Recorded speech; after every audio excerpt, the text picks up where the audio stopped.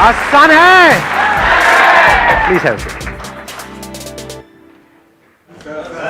इधर देना इनको माइक। हाँ सर, आज के यूथ के लिए जो सबसे बड़ी प्रॉब्लम मुझे लग रही है सर, जैसे ही हम 25 क्रॉस करते हैं, लाइफ में सेटल हो रहे हैं या नहीं हो रहे, सर करियर में सेटल हो रहे हैं या नहीं हो रहे, दैट इज मैटर।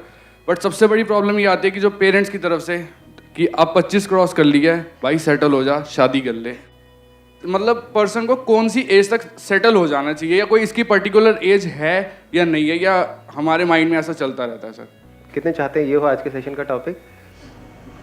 बड़ा प्रेशर है आप लोगों के ऊपर। हाँ क्या भाई जबरदस्ती, मतलब आपकी कोई प्रोफाइल अपलोड करी जा रही है क्या कोई शादी वाली मैट्रिमोनियल साइट पे? हाँ जबरदस्ती शादियां कराई जा रही है क्या? ओहो कितना बुरा हो रहा है सर। आप मतलब सर एक आप इस तरह का मैसेज दे दीजिए ताकि हमारे पेरेंट्स भी इस चीज को समझे कि आपके पेरेंट्स आपकी तो सुनते नहीं, मेरी सुनेंगे? बिल्कुल सुनेंगे सर, सर बिल्कुल सुनेंगे। है आपको? बिल्कुल सर।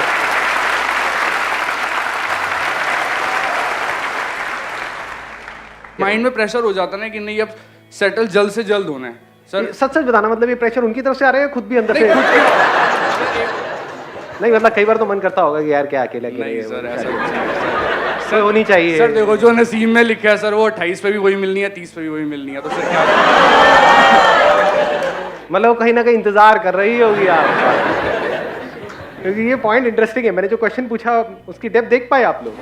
को डेप्थ थी नहीं तो देखी क्या टट्टू? हर चीज में यस सर। मुझे ऐसा लग रहा है कि वी आर कंफ्यूज्ड कि हम कौन सा डिसीजन लें।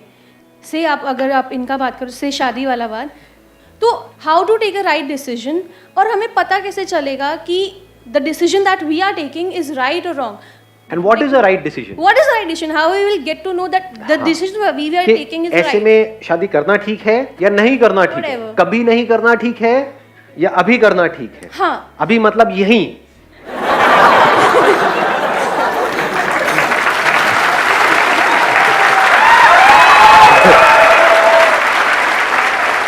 यहीं पर एक हवन कुंड लगेगा।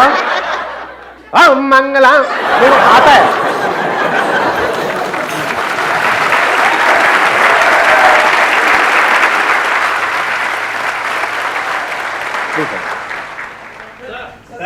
सबसे पीछे उधर उनको कॉर्नर में दे दो माइक। सर एक्चुअली आजकल अभी पीछे एक इंडिया में सर्वे हुआ था, तो उसमें पता लगा था कि आजकल जो सबसे कॉमन इश्यूज है स्टूडेंट्स में, उसका नाम है ADHD, अगर आपने सुना हो तो, attention deficit hyper activity syndrome. इसकी काफ़ी मेडिकेशंस भी आजकल स्टूडेंट्स ले रहे हैं, मोडाफिनिल काइंड ऑफ। अच्छा, तो चीज़ों को लेकर हम अटेंटिव नहीं है और ये काफ़ी प्रॉब्लम काफ़ी बढ़ रही है हमारे इंडिया में। मतलब अटेंशन डेफिसिट आगे क्या है? Hyper activity syndrome. मतलब कि माइंड हमारा हाइपर एक्टिव मोड में है। Yes, sir. जिसकी वजह से हमारी अटेंशन कभी Yes, भी एक पर्टिकुलर थॉट पे या एक पर्टिकुलर टॉपिक पे रुक Yes, नहीं पाती है। Yes sir. तो कैसे रोकें यस सर। अपने माइंड को अटेंशन किसी एक पर्टिकुलर प्रॉब्लम के ऊपर, यस सर। जिससे कि उस प्रॉब्लम का हम सोल्यूशन निकाल सके? Yes sir. क्योंकि कोई ऐसा माइंड जिसके अंदर एक साथ में बहुत सारी चीजें घूम रही है, तो वो क्या डिसीजंस लेगा? अब वहां पे राइट डिसीजंस क्या है जो अभी आप बात कर रहे थे? Right decision, what is a right decision? पहले इस थॉट के साथ ठहरना होगा ना। जो भी आप डिसीजन लेना चाहते हो लाइफ में, उसकी हर साइड को देखना होगा, उसके प्लस को भी देखना होगा, उसके माइनस को भी देखना होगा, फिर डिसीजन लेना होगा कि मेरे लिए क्या करना सही है। क्योंकि इसका कोई हार्ड एंड फास्ट रूल थोड़ी है, जो आपके लिए सही है हो सकता है किसी और के लिए गलत हो। नहीं, राइट और रॉन्ग की कोई डेफिनेशन है? There is no definition. जैसे आपने शादी की बात करी तो कोई एज है शादी की, तो अब ये डिसीजंस कैसे लें? ये डिसीजन हो, चाहे अपने करियर का डिसीजन हो, चाहे जो भी आपके माइंड में आइडिया आया है कि मेरे को ये करना है, उस आइडिया के साथ ठहरना पड़ेगा ना। तभी तो उस आइडिया की जो पॉसिबिलिटीज है, उस आइडिया का जो एक्चुअल पोटेंशियल है, वो आपके सामने खुलने लग जाएगा।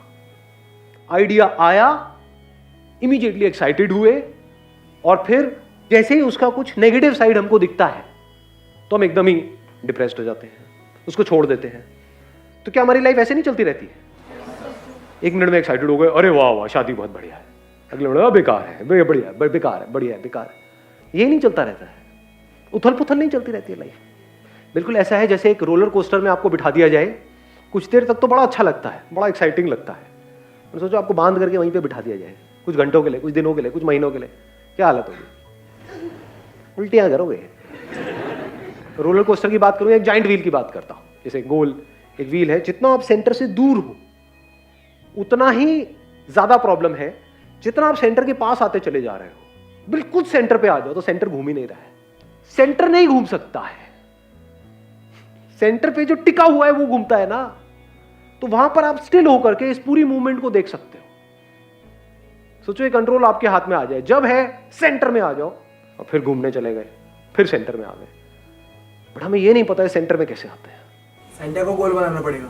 But what is the center that I am talking, what is the center? Back to the basics, this is the center point of life. हम बेसिक से हट जाते हैं लाइफ में बार बार। जितना हम बेसिक्स पे आते चले जाते हैं तो जो बेसिक जो नीड है वो बहुत कम है, और वो हम सबकी पूरी हो रही है। पेट सबका भरा हुआ है, कपड़े सबने पहने हुए हैं। क्या हंस क्यों रहे हो, कोई नंगा भी है क्या? रहने के लिए घर है ही, तो प्रॉब्लम क्या है? इसको बोलते हैं coming back to the basics. Actual में मेरी लाइफ में कोई प्रॉब्लम नहीं है, यहां से शुरू करो ना, समझे? बचपन में यही तो चाहिए था, और क्या चाहिए था? ड्रीम्स, गोल्स, ये सब, ये कहां थे? तो हुआ क्या, हमने अपनी लाइफ को बहुत कॉम्प्लिकेटेड कर दिया है और खुद ही उन कॉम्प्लिकेशंस में फंस करके रह गए। यानी पेट भरने के लिए पैसे की जरूरत है, लेकिन खुश रहने के लिए पैसे की जरूरत नहीं है। बचपन में कितना पैसा था आपकी जेब में? खुश थे या नहीं थे? 2 रुपए भी, अरे बड़े अमीर थे, कहाँ नहीं, मेरी जेब में 2 रुपए भी नहीं होते थे। बचपन अच्छा था as far as happiness is concern. कोई स्ट्रेस नहीं, कोई टेंशन नहीं, कम में भी खुश थे, ऊंच नीच के पापड़े में भी खुश थे नहीं, हाँ, खो खो में भी खुश थे, गुड्डी गुड़िया ये वो उसमें भी खुश थे। इससे क्या समझ आ रहा है कि खुश रहने के लिए हमको बहुत कुछ नहीं चाहिए, बस हेल्थ थोड़ी ठीक ठाक कंडीशन में हो, सांस चल रही हो, खुश है। अगर खुश रहना आता है तो, अगर नहीं रहना आता है तो कितना भी मिल जाए, नेम, फेम, मनी, ये वो सब कुछ मिल जाए आपको, इस पूरी दुनिया का राज मिल जाए, फिर भी दुखी है। ऐसे लोग हैं या नहीं है दुनिया? अरे भरे पड़े हैं। इनफैक्ट मजे की बात बताऊं, जिसके पास जितना ज्यादा है उतना ज्यादा दुखी मिलेगा आपको। तो शुरू कहां से करें? अपने ध्यान को सेंटर पे लाना। अपने ध्यान को ऐसी जगह पे लगाओगे जहां पर कंफ्यूजन है तो क्या होगा? और कंफ्यूज हो जाओगे। अगर किसी ऐसी जगह पे आपका ध्यान आ जाए जहां पे कोई कंफ्यूजन नहीं है, जीरो कंफ्यूजन, कोई कॉन्फ्लिक्ट नहीं है, कोई चॉइस नहीं है, कोई डिसीजन लेने की जरूरत नहीं है, वहां पर आपका ध्यान ज्यादातर रहे, और फिर अगर आपके सामने कोई चॉइस आए, कोई डिसीजन आए, तो कितनी जल्दी आप सॉल्यूशन निकाल सकते हो? दोनों में फर्क देख पाए? नहीं देख पाए? देखो, एक कंप्यूटर है जो हैंग हुआ पड़ा है, एक कंप्यूटर है जिसमें ऑलरेडी बहुत सारी प्रोसेसेस चल रही है, और एक के बाद एक और प्रोसेसेस आती चली जा रही है। ये जो चॉइसेस है हमारी लाइफ में, डिसीजन है, ये सब क्या है? एक तरह की प्रोसेसेस चल रही है ना। तो कितनी सारी ऑलरेडी प्रोसेसेस चल रही हैं, पास्ट से रिलेटेड, फ्यूचर से रिलेटेड, खुद से रिलेटेड, औरों से रिलेटेड, अपने ड्रीम से रिलेटेड, करियर से रिलेटेड, ये वो पता नहीं क्या क्या चल रहा है, और सब हैंग हुआ पड़ा है। तो एक तो है अटेंशन को वहां पर लगाओ, तो क्या होगा? कॉम्प्लिकेशंस बढ़ती चली जाएंगी, लाइफ और कॉम्प्लिकेटेड होती चली जाएगी। तो बैक टू बेसिक्स का मतलब क्या हुआ? ऐसी जगह जहां पर कोई कंफ्यूजन नहीं है, कोई कॉन्फ्लिक्ट नहीं है, जहां पे कोई पास्ट नहीं है, जहां पे कोई फ्यूचर नहीं है, ब्रेथ चल रही है, चल रही है, नहीं चल रही है, कोई डाउट है? ये लीस्ट इंपॉर्टेंट है हमारी लाइफ में, मोस्ट इंपॉर्टेंट। कितनी बार आपका ध्यान यहां पर होता है? This is called coming back to the basics. सोचो जो भी आप चाहते हो वो सब मिल जाए, ब्रेथ चलनी बंद हो सकती है? नहीं हो सकती है? हमेशा के लिए चलने वाली है क्या ब्रेथ? कभी तो बंद होगी। कब हो सकती है? कभी भी हो सकती है। अभी तो चल रही है ना, कल का नहीं पता कि कल रहेगी ब्रेथ या नहीं रहेगी, कल चलेगी नहीं चलेगी, अभी तो चल रही है ना। सच को आप देख लो और यहां पर आकर के आराम से टिक करके बैठ जाओ, ब्रेथ चल रही है, बहुत अच्छी, बाकी काम तो अपने आप होते रहेंगे। सच है झूठ? तो क्या हुआ इससे? क्या आपकी सारी प्रॉब्लम सॉल्व हो गई लाइफ की? नहीं हुई। क्या हुआ? लेकिन कुछ हुआ या नहीं हुआ इसकी वजह से? सारी प्रोसेसेस जीरो नहीं हो जाती है कुछ देर के लिए? होती है, नहीं होती है? This you can call it as coming back to the center. अब आप इस पूरे जॉइंट व्हील को देख सकते हो, इस पूरी लाइफ को ऑब्जर्व कर सकते हो। जो बंदा इस लाइफ में फंसा हुआ है वो कभी लाइफ को ऑब्जर्व नहीं कर सकता, बस मेरी प्रॉब्लम, मेरा ये, मेरा वो, वही फंसा हुआ है। नहीं, ऐसे नहीं है ज्यादातर लोग। मैं से बाहर ही नहीं आ पाते हैं। वो मैं कहां है, जो मैं फंसा हुआ है वो कहां है, समझ पा रहे? जाइंट व्हील है, जो मैं फंसा हुआ है वो कहां है, जो सेंटर में है वो फंसा हुआ है या दूर निकल गया है सेंटर से, वो फंसा हुआ है। जो बचपन से दूर निकल गया है, जो बड़ा हो गया है, जो बुढ़ा हो गया है माइंड के लेवल पे, वही तो फंसा हुआ है। बच्चा कहां फंसा हुआ है? बच्चा तो अभी भी खिलखिला सकता है, अभी भी हंस सकता है, रो सकता है, भाग सकता है, सब कुछ कर सकता है। आपके अंदर का बच्चा थोड़ी फंसा हुआ है, वो तो वहीं का वहीं है। जैसे जैसे इस सच को आप देखते चले जाते हो, यानी होगा क्या, अभी बात सुनी, अब सुनने में बड़ी अच्छी लगी, जैसे यहां से बाहर निकले, अपने घर पे गए, फिर से फंस गए। सर आपकी सारी बातें समझ आए, लेकिन आपको पता नहीं मेरी बीवी कैसी है, लेकिन आपको पता नहीं है मेरा बॉस कैसा है। लेकिन हम क्या कर रहे हैं, भटक गए फिर से लोगों में, चीजों में। क्लियर सोचने के लिए हमारी अटेंशन फ्री होनी चाहिए। आपकी ब्रेथ ज्यादा हो या आपके सक्सेस फेलियर ज्यादा हो। जो आपके सक्सेस फेलियर है, जो आपकी नॉलेज है, एजुकेशनल क्वालिफिकेशन है, अगर उसको निकाल भी दो आपके माइंड से, तब भी क्या मरने वाले हो? ब्रेथ को निकाल दो तो पास्ट में कुछ गलत आपके साथ हुआ है, वो चाहे रहे या निकल जाए यहां से, कोई फर्क पड़ने वाला है? मैंने यहां पे इसीलिए रहे भी लगा दिया, क्योंकि अगर ये बात समझ नहीं आई तो आप उसको निकालने की कोशिश करोगे। क्यों निकालने की कोशिश कर रहे हो? क्योंकि आपको लगता है कि अगर वो रहा तो मेरे को कोई फर्क पड़ने वाला है। पास्ट में बहुत बुरे बुरे एक्सपीरियंसेस हुए, अगर वो पड़े भी रहे कोई फर्क पड़ने वाला है? ब्रेथ तो चलती रहेगी ना फिर। समझे? अगर ये बात समझ आ रही है तो एक झटके में आपका पास्ट गया। Now there is no past, no past in the sense in your attention there is no past, otherwise past is there, memory पड़ी हुई है, जरूरत है तो वो काम आ जाती है, but you don't go there. वहां पर बैठे नहीं रहते हो कि हाँ पास में ये मेरे साथ गलत हो गया, ये अच्छा हो गया, so what, that is a very tiny little part of who I am. ये बात सच है झूठ है? है वो आपका पार्ट है, बट कितना बड़ा पार्ट है? छोटा सा नहीं। हम सुबह से रात तक कहां फंसे हुए हैं? रिलेशंस में, पोजेशंस में। जो भी रिलेशंस आपके हैं, अगर वो सब खत्म हो जाए तो क्या नए बन सकते हैं? नहीं बन सकते? बन सकते हैं। तो क्या आप आपके रिलेशंस हो? अब मैं ये नहीं कह रहा रिलेशंस को खत्म कर दो, पड़े भी रहे तो क्या दिक्कत है, और खत्म भी हो जाए तो क्या दिक्कत है? वही तो रिलेशनशिप में एक्चुअल में सामने वाले को फ्रीडम दे सकता है।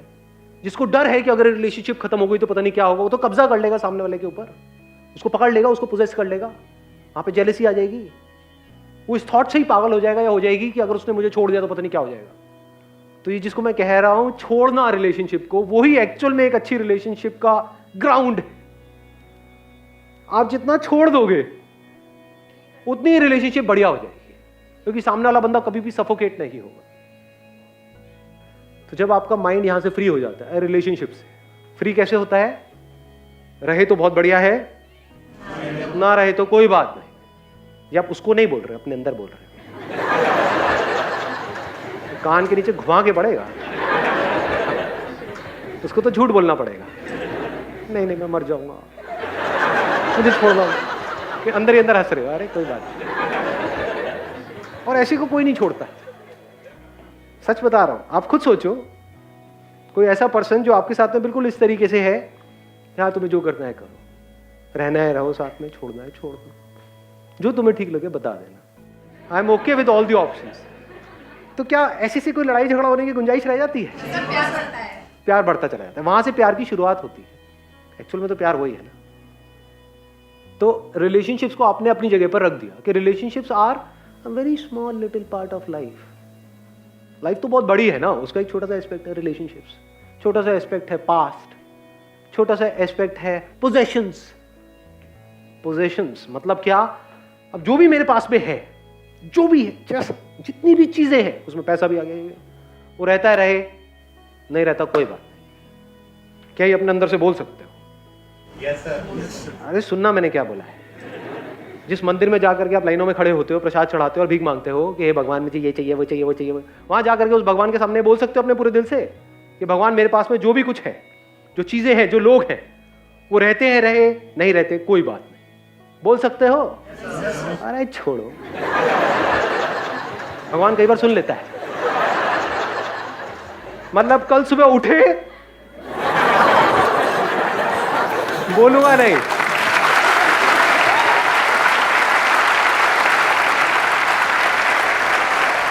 ये बोलने का अगर दम है आपके अंदर, और सिर्फ बोलने का नहीं, इस तरह से जीने की अगर समझ है, तो अब आप फ्री हो, अब आप आजाद हो, वहां से एक्चुअल में लाइफ की शुरुआत होगी। नहीं तो अभी तो हम सिर्फ रोबोट्स की तरह जी रहे हैं, अंदर कुछ इंफॉर्मेशन फीडेड है, वो हमको भगा रही है। तो रोबोट नहीं हो गए, कंप्यूटर नहीं हो गए। तो लाइफ क्या है?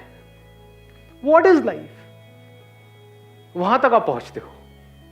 धीरे धीरे जब इस ब्रेथ से भी आप हटते हो, हम देखते होगे जो ब्रेथ है, ये भी अगर चलनी बंद हो जाती है, तब भी मैं रहता हूं।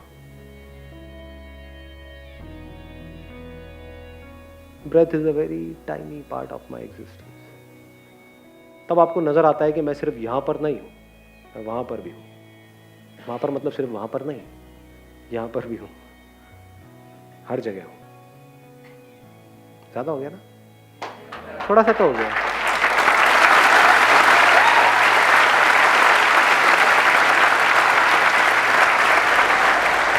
कौन हो आप? मतलब कभी अपने सच तक पहुंचने के बारे में सोचा भी है, या बिजी हो चिंदी चीजों में सुबह से रात तक? आप कौन हो? आप इस पूरे के पूरे यूनिवर्स का ग्राउंड हो। ग्राउंड मतलब वो प्लेग्राउंड नहीं, the very essence of this universe is you. Wish you all the very best. Thank you so much.